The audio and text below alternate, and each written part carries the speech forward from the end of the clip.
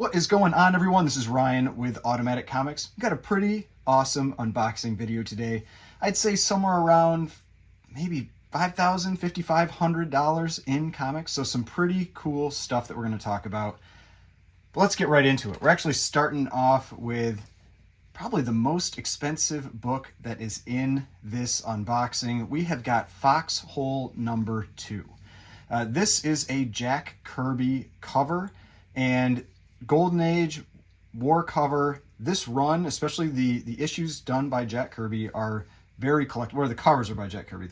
Are very collectible, very expensive. The most well-known one is issue number 1. Issue number 2 is a really good one as well, though. I really like the colors on this one. That's one of the things that really sold me on it. I think it's got a cool store stamp. Gilman's Drugstore, open every night until 12 o'clock and all day Sunday. So perfect place to go and get your prescriptions if you need them. But the interesting thing with this one is that I picked up this book as part of a larger lot from Heritage. And the way that Heritage lots work, if you're not familiar, is generally they just show 3 books. Then they have descriptions for everything else, and you just got to kind of guess and hope that the grade estimates are okay and all of that. But this is by far the most expensive book that was in this lot, and it was in the back picture. So it had 3 books. This one was in the back. Definitely should have been in the front, but I had to guess at what this part of the book looked like, because this whole part of the book was covered by another book. And so all I could see was this side over here. I knew there was a little piece missing here. It said there was another piece missing on the cover. I didn't know if it was massive or not, and it ended up being really nice. It's a very little piece that was missing, so very, very happy with this one. Colors are fantastic on this copy. It's actually fully attached, which I wasn't expecting. It's got some splitting on the spine, but this book presents incredible. It probably, if I had to guess, 2.5. I think a 2 to a 2.5, somewhere in there. I think I'm going to get this one graded. It looks like it's been pressed, but I don't think it has. That's how glossy and everything it is. So it's a great presenting copy. It's just got the splits that really hold it back and these little pieces missing. But cool book, Foxhole number 2. Now, also, as part of that lot, it had a few other books, not nearly as pricey as that one. I mean, that book could be $2,500, $3,000 all on its own. This book, Justice Traps the Guilty, number 56. These are all Jack Kirby related books. That's what they're part of this lot for Jack Kirby. But Justice Traps the Guilty, number 56. Just got, crime cover. Nothing too crazy about this one. Probably, $50 to $100 type book. Then we've got, and I don't remember the issue number for this because it is on the interior. I think it's like issue 2 or 3. My Date from 1947. We can actually, we can check. This one's a little bit lower grade copy, so no real problems handling these or anything like that. So let's check out the interior here. So this is My Date Comics. Let's see, where are you? Issue number, volume 1, number 2. So here's that. Here's the opening splash page for this one. You can see down in the bottom, volume 1, number 2. But yeah, this is just another book that was part of this overall Jack Kirby lot. The main reason I bought that lot was the Foxhole number 2. But there were some other books with it, so always cool to get those books too. Now, the last book that was part of that lot here is Smash Comics number 25, which I actually did a shorter video on, kind of showed the interior because it's got the first appearance of Wildfire in it, kind of later in the back. But early Golden Age, pretty cool cover. This is not Wildfire, even though that person is holding fire. Wildfire is a female character. But Smash Comics number 25, early Golden Age. A relatively tough run of books to come by, so I thought this one was cool to get as part of that lot. All right, now this is another lot that I picked up from Heritage. There's some positives and some negatives with this one, and I'll get into that. This is Crime Suspense Stories number 4. This was a pre-code horror lot, all crime suspense stories issues. I was happy with the conditions. That was nice. There were actually a couple that were a little bit better condition than I was expecting. A couple that were maybe a little bit worse, but overall very happy with the conditions on this one. So Crime Suspense Stories number 4, pretty crazy cover there. Then we've got this one where you got somebody that's been locked inside of a freezer. Bad day for that guy. Crime Suspense Stories number 8. Pretty nice presenting copy, just has a spine roll on it, but overall great presenting copy of this book. You can see that this one is a Johnny Craig cover. A lot of these are Johnny Craig covers. The last one here, so you can see it, that was a Johnny Craig cover as well. You can see his little signature block down there. Then we have got Crime Suspense Stories number 9. Creepy cover. You got the skull skeleton cover, also done by Johnny Craig. All solid presenting copies of these books. So overall, pretty happy with that. Then we've got Crime Suspense Stories number 13. Another one that is a very solid presenting copy. Has a little bit of staining up in the upper right corner, but overall great copy. Most of these, if not all of them, I think were fully attached and all that. So pretty solid books. Yeah, this one was actually a pretty nice surprise. This one, I felt like it was, I think they averaged the grades on these as like VG. This one I feel like is a 5.5, maybe even a 6. It's a very nice copy, super glossy, but Crime Suspense Stories number 14. Got this guy basically doing the Clue thing, killing whoever this person is with, it's not a candlestick, it's a statue. But overall, pretty nice book. I mean, actually I'll take this one out, kind of show you, because this one they had estimated as like a 3.5, and it is a very nice copy. It is, in my opinion, most definitely not a 3.5. I mean, you can see the glossiness on this book. There's a little bit, of spine wear, and there's, some stuff that can definitely be pressed out, but overall, a very nice copy of this book.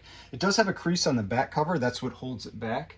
It's got this crease up here, but I think that's really the main thing that's holding this book back. It's otherwise a very nice copy. I think probably a 5.5, I think, is where that book will go, but great presenting book, especially with that crease being on the back cover. If it's on the front, it would take away from it a little bit more, but being on the back is pretty great for this one. All right. Then we have the next book here. I think there were 2 copies of. Yep, the 2 copies of this one. Crime Suspense Stories number 15. Another Johnny Craig cover where you've got this guy burying this woman alive. Not a good day for her. And another copy of Crime Suspense Stories number 15. Same creepy cover. Now the biggest book that was in here, this was one of the big reasons that I ended up picking up, and I'm very happy with the condition of this one. It has a very, very light, we call it sub crease or crease down the middle, but it's Crime Suspense Stories number 16. Really cool Johnny Craig cover. Like the guy with the crazy eyes with the razor blade trying to slash someone on the cover. I've had a really nice high grade copy of this one before that I had raw that I got graded, and this one is also pretty nice. But even with that sub crease, because you can probably, I don't know if you can see it on the screen. That's how light it is. Let's see if I can make you so you can see it. There you go. See that really light crease? You can kind of make it out down the middle there. It'll press out and look even better, but there is some color break to it, so it's not like it can completely go away. But could still, I think, probably get about a 5.5 with that because it's so light. I don't remember what I graded it as when I took it out, but very nice copy. It just has this little chip, so you can see it here. There's a little chip in the upper corner here and that light sub crease. And I don't believe the crease was on the back. There's also a little tear on the side, but I don't believe the crease was on the back. It was only on the front cover. But yeah, really cool Craig cover.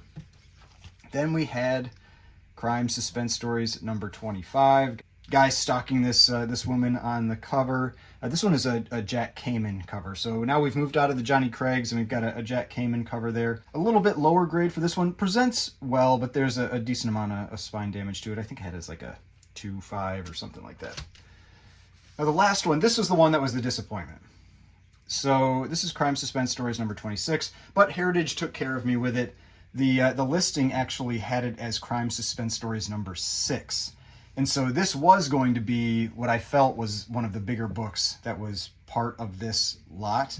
But I reached out to them. They gave me a credit basically for the difference in value between issue 6 and 26 because I didn't want to return them. I was otherwise very happy with all the other books. So they gave me that credit, which I've then now applied to another book that I picked up since then.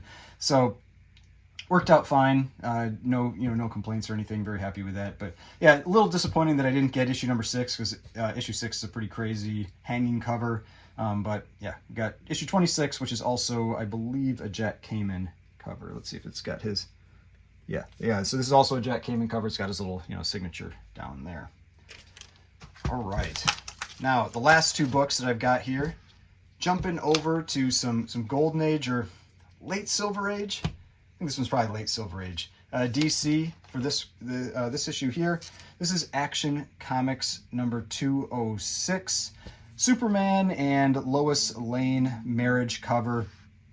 Just a solid presenting copy. It's a lower grade book. I think there was some spine wear. Yeah, there's like some spine wear and that kind of thing. But overall, presents really well for the grade. And then the last one here, another one that it's a lower grade book, but presents decent, and I like these, we'll call them centennial type issues. So this is Action Comics number 100. So cool to get that, that issue 100. It's complete, everything's there. Presents pretty well for what it is. The main issue on this one, you can probably tell from here and here, there's a little bit of reflection there. It might be hard to see it. But the staples have rusted out. So there are actually no staples on the book. It is all there, I counted the pages and everything. It's all there. I'm actually thinking of getting it graded just because I kind of want to see what it would come back as. I'm guessing like a 2, something like that, but I don't really know for sure. But a cool issue, Action Comics 100, Golden Age issue. Doesn't have the big logo. They switched away from the big logos right in the late 90s, but still a really cool book. Mid 40s, I believe. Oh yeah, 1946. And a solid presenting copy despite the fact that it's missing those staples there. But yeah, those are all the books. Definitely the best book here is this Foxhole number 2. That book on its own is worth probably more than all the rest of the books combined. So it's a big book, not one that you come across all that often. They're pretty pricey regardless of condition, and this one actually presents really well with the colors, and I like that stamp on it. This is one of those stamps that I do really like on this one. I like the little bit of history that comes with that, and the fact that you could get your prescriptions every night until 12 o'clock and all day on Sunday. But hopefully you enjoyed this video. If you did, please hit that like button, subscribe button, notification bell, and I will see you on the next one.